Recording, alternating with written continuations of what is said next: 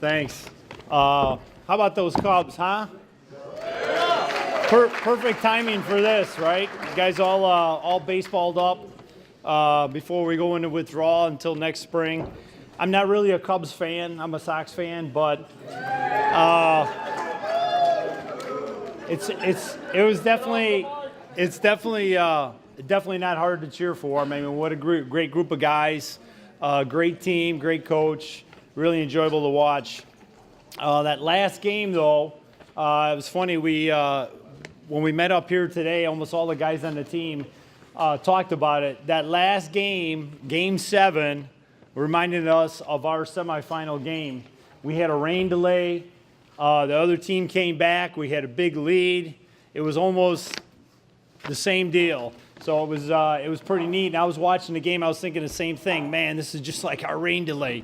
So we had a little common finals there. And also, we ended up pulling some pictures earlier than we probably should have, but, you know, that goes with the territory. I don't know if anybody heard during the parade.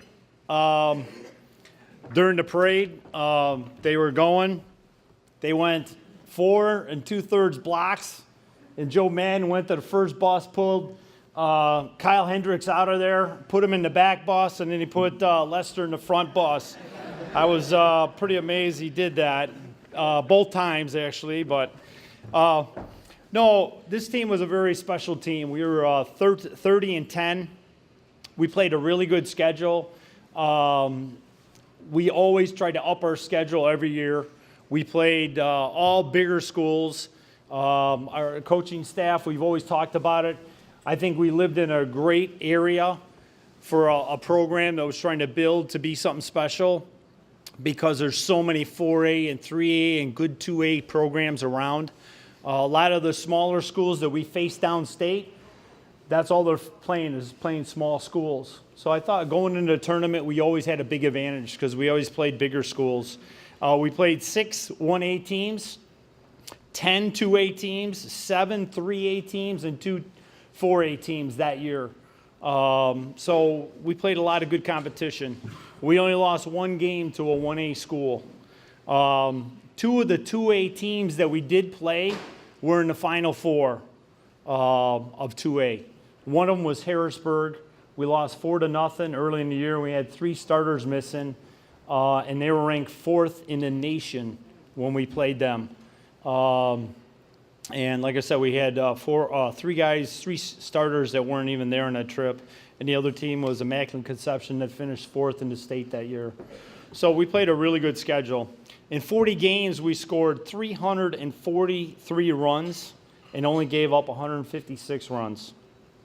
Team batting average was .349. We had 9 shutouts. We had some unbelievable games. We had a sectional game, championship game that went extra innings that I don't know how we won, but we ended up winning. It was the craziest game, but we ended up winning. And then at the time, our 2 starting pitchers were sophomores. They ended up pitching a no-hitter in our super sectional game against Ottawa Marquette, who was ranked number 1 in the state all year. And they already had 2 kids from Louisville they already signed. So they were a really, really good team. And those guys ended up splitting the game and throwing a no-hitter. So it was very special. When we made it downstate, we set some pretty crazy records here, though. The team records, we ended up having the most hits. These are the records that are still in the books, in the state finals. The most hits, 16. The most runs, 15. The most runs batted in, 12. And we did that in the semis and in 12 in the championship. Individual records, the most hits, Frank Oliver, he was 4 for 4.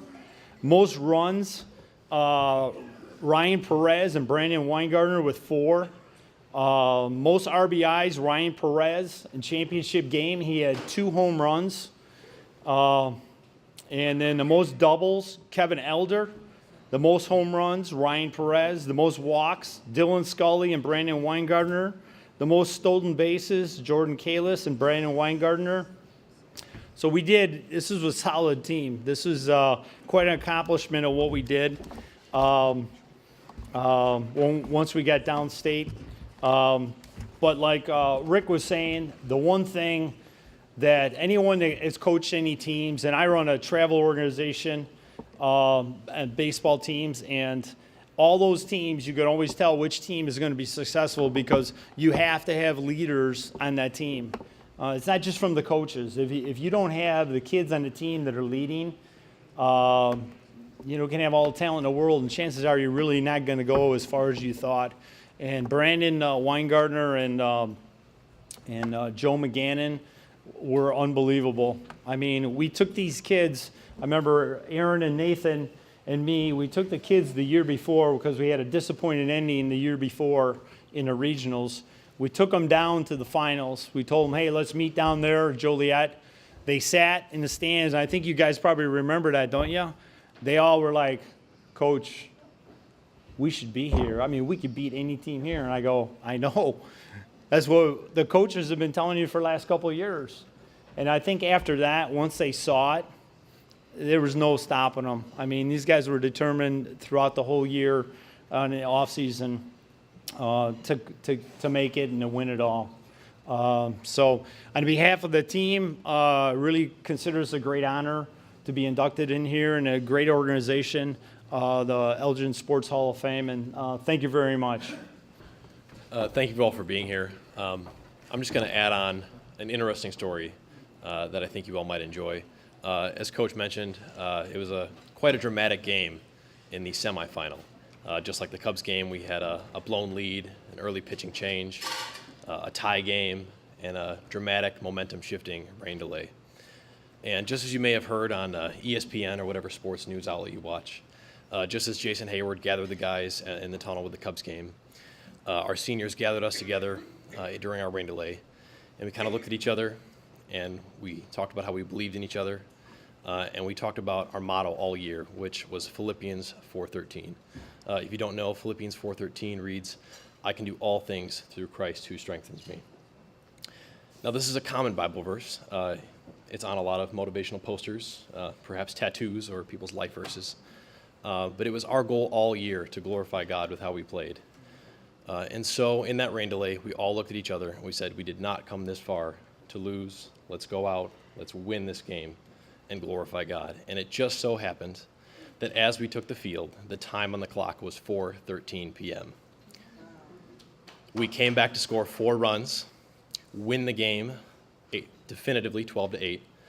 And I think that may have had something to do with all those records the next day as we came out and blew the other team away by 10 runs to win the state championship.